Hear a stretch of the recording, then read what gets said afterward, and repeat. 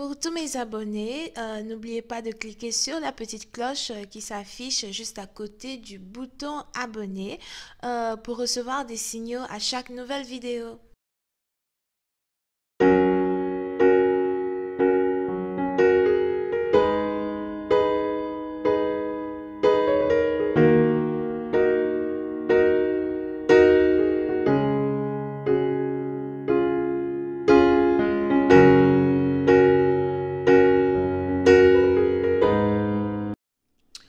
Coucou les amis, bienvenue sur mon channel Lala Tarot Reading.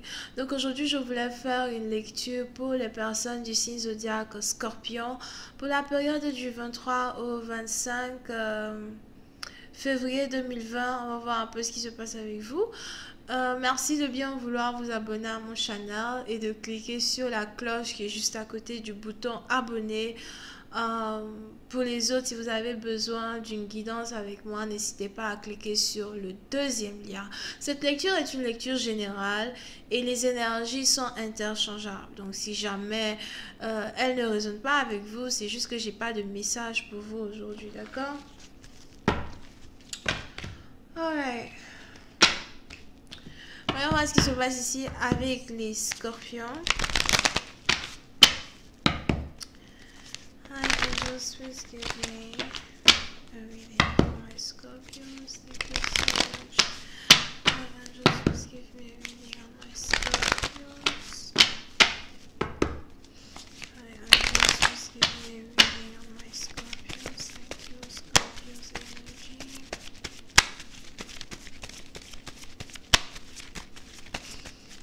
Hi, angels, please give me a reading on my Scorpios. Scorpios energy. February 23rd through the 25th.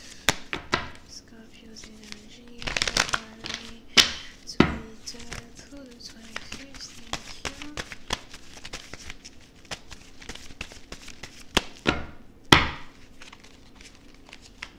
Thank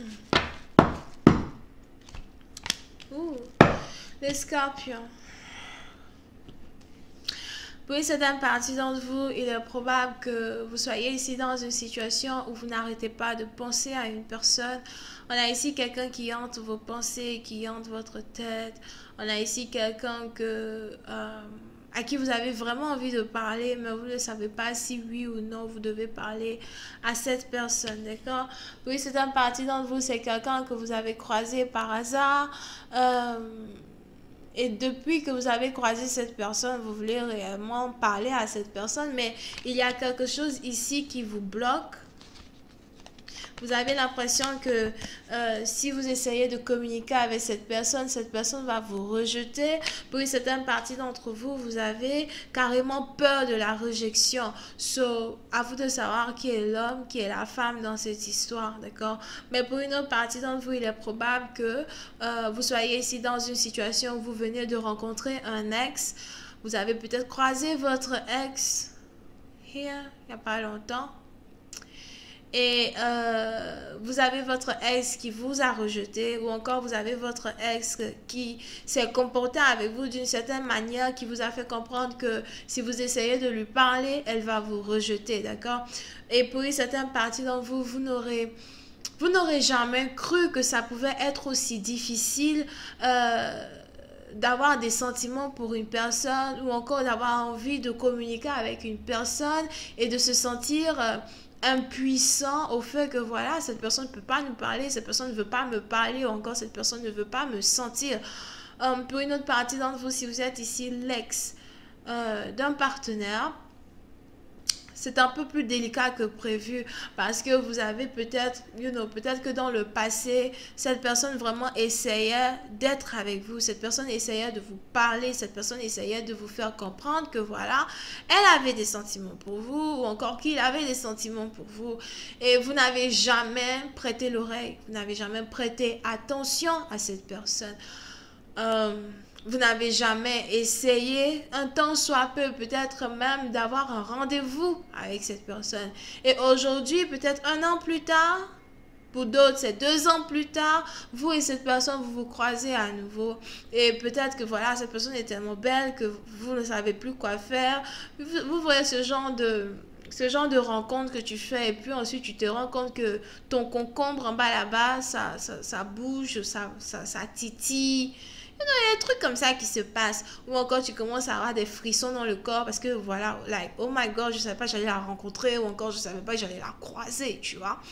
So, on est ici dans une situation où aujourd'hui, vous qui étiez peut-être le repousseur, si c'est français, vous qui étiez la personne qui disait non, non, non, non, non, fuck you and no.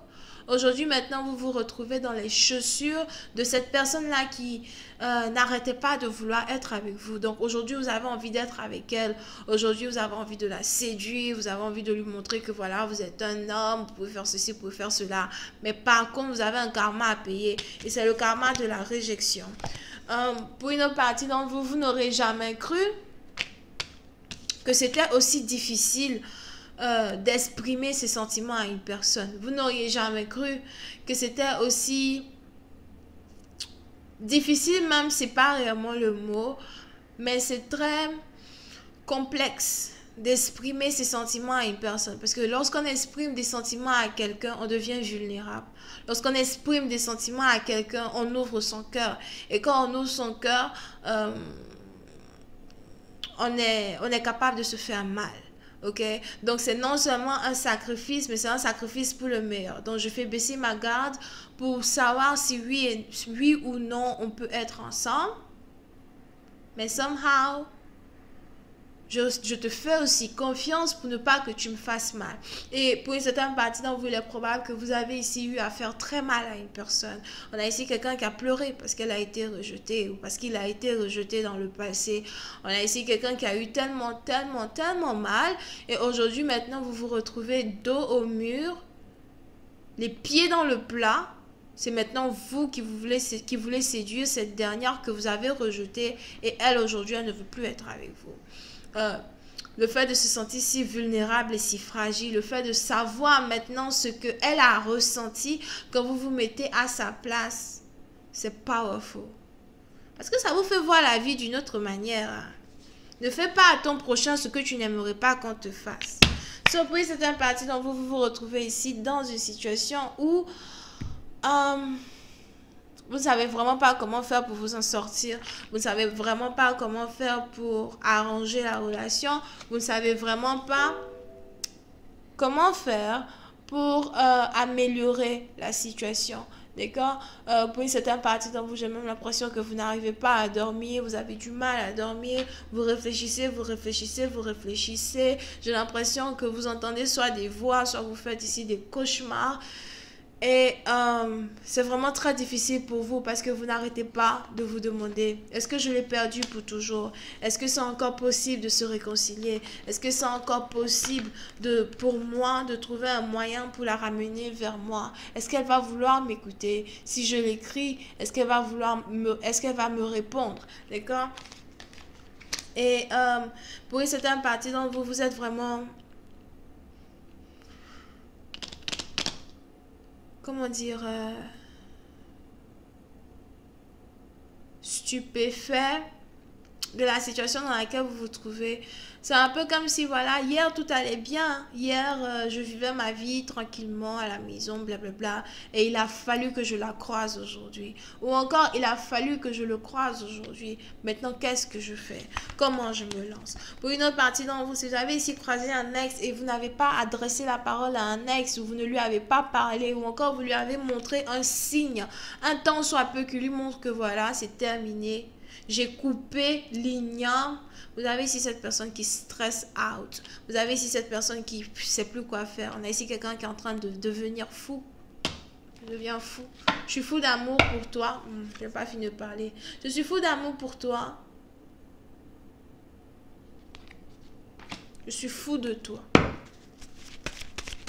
Here. Hi, angels, please clarify the Nine of Swords. Thank you. Et puis, c'est une partie dont vous pouvez même ici avoir affaire à quelqu'un qui a un problème d'anxiété. D'accord? On a ici quelqu'un qui a un problème d'anxiété. Et le fait que vous avez ici été capable de rejeter une personne, ça ça a déclenché l'anxiété d'une personne. Et vous avez ici quelqu'un, quand cette personne est anxieuse, on a ici quelqu'un qui doit prendre des médicaments ou des pilules pour dormir, ou encore vous avez ici quelqu'un qui doit juste... ou quelqu'un qui va carrément souffrir de l'insomnie, quoi. I angels, please clarify the 8 of soul. Thank you so much.